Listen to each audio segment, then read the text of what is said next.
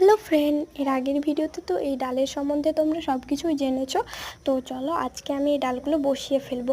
তো তোমাদের বলে রাখে, আমাদের দিকে কিন্তু মাটির খুব অভাব, কারণ 2 দিন ধরে বৃষ্টি হচ্ছে, আর এই বৃষ্টির কারণে কাদা মাটি একদম মিক্স হয়ে গেছে।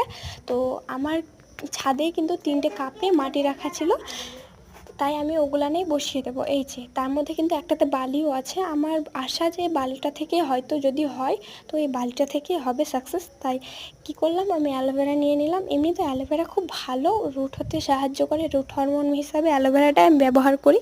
তো এরকমভাবে অ্যালোভেরা লাগিয়ে তারপরে মাটিতে বসিয়ে দেব। আর এটা মাটিতে বসানোর পর 3 দিন কিন্তু ছায়াযুক্ত স্থানে রাখতে হবে, তাহলেই সাকসেস পাওয়া যাবে।